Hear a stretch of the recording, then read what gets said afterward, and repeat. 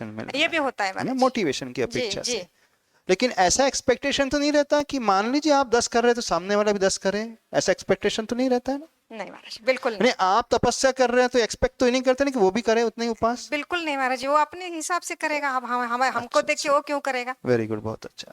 उनको देख के जरूर हम सोचते हैं कि हमें भी अच्छा काम कर रहा है, वो मैं भी कर सकती हूँ, मुझ में भी है, मैं प्रकट करूँ मेरी शक्ति, ये बहुत जरूर अच्छी बात। सोचेंगे महाराज जी। तो पर जो भी तपस्या होती है हाँ। सब व्यक्ति अपनी शक्ति के अनुसार और अपने लिए करता है ना, जी।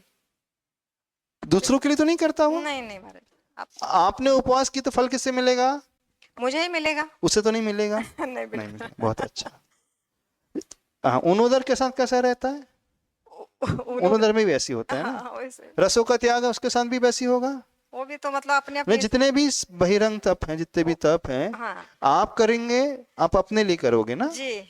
उसका फल भी आप ही को मिलेगा। हाँ, और आप एक्सपेक्ट भी नहीं करो कि वो करे, आप कर रहे हैं तो ठीक है। जरूरी नहीं। अच्छा, अब यही लॉजिक हम विनय के साथ लगाए तो नहीं, वो तो जरूरी है, उनको भी करना चाहिए, मुझे भी करना नहीं, अब चाहिए। हम विनय तप है ना, हाँ।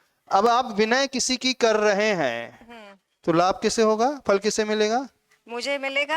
अच्छा, आप कब विनय करोगे? जब वो आपकी विनय करेगा तब आप उसकी विनय करोगे। हाँ बताइए। थोड़ा सोचना पड़ेगा उन्हें। क्यों? अभी बड़े हैं। आपने कहा हम उपास करते, हम एक्सपेक्ट नहीं करते वो उपास कर रहे, जी।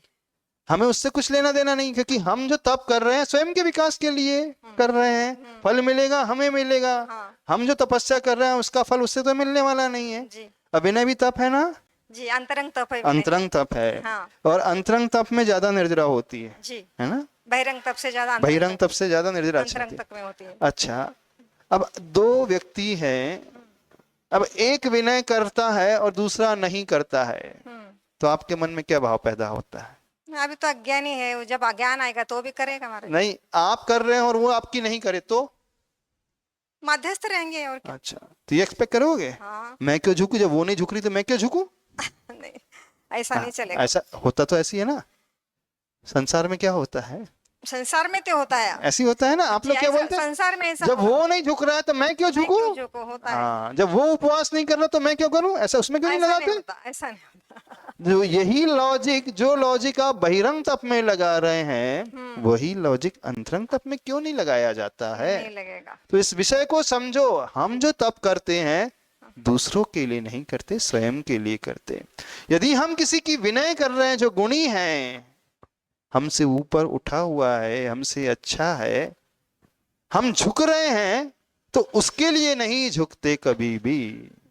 हाँ, निमित्त वो होगा, लेकिन झुकेंगे तो फल उसे नहीं मिलेगा, फल किसे मिलेगा?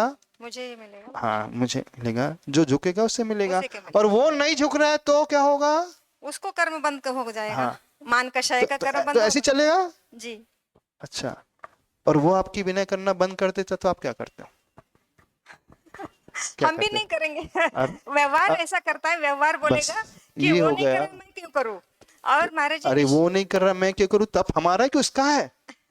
विनय रूपी तप उसका है कि विनय रूपी तप हमारा है? हमारा है। तो जब हमें तप करना है, हमें फल पाना, हमें कर्मों की निर्जरा करना है, तो वो झुके या ना झुके, हमें उससे क्या लेना देना, हमें अपने कर्तव्य का पालन करना है ना। व्यवहार में ऐसा नहीं होता, व्यवहार जो हाँ, चलता ये समझा नहीं अभी लोगों ने, हम ये कहना चाह रहे हैं, जी। जैसे आप उपवास दूसरों के दीक्षा थी कि नहीं करते और आप करते तो उससे करवाते भी नहीं हो, ऐसा ही लॉजिक इसमें भी लगाना है।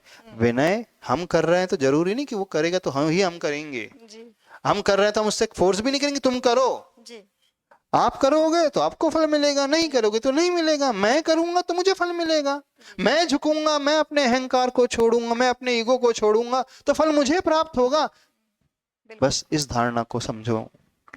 विनय तप है और तप कभी दूसरों के लिए नहीं किया जाता है, तप स्वयं के लिए किया जाता है। तप का फल दूसरों को नहीं मिलता है, तप का फल हमें स्वयं मिलता है। दूसरा उसमें निमित्त होता है, इससे अधिक कुछ नहीं। जिस क्षण हमें ये बात समझ में आ जाएगी, हम अपने अहम को पूरा छोड़ देंगे और हम विनय करके अभिमान से भी नहीं भरेंगे। विनय संपन्नता को लाकर के व्यक्ति अभिमानी भी नहीं होगा, बल्कि और कृतज्ञता के भाव से भर जाएगा। सामने वाले ने मुझे एक मौका दिया झुकने का, और झुका तो मैं छोटा नहीं हुआ, झुकने से तो मैं बड़ा हो गया, क्योंकि मेरे कर्मों की निर्जरा हो गई, मैं हल्का हो गया, मेरा भार उतर गया। समझ रहे हो कि नहीं समझ रहे? तो जैसे बहिरंग तप आप दूसरों की देखा देखी नहीं करते और आप करते उनसे करवाते भी नहीं हो, ठीक ऐसा ही नियम अंतरंग तप के साथ भी है। हम विनय करते हैं तो उसके लिए नहीं, स्वयं के लिए करते हैं, और हम कर रहे हैं तो हम ये भी अपेक्षा नहीं कि वो करे, क्योंकि हम अपने लाभ के लिए कर रहे हैं, उसके लाभ के लिए नहीं कर रहे हैं। बस इस कंसेप्ट को समझने की कोशिश करें।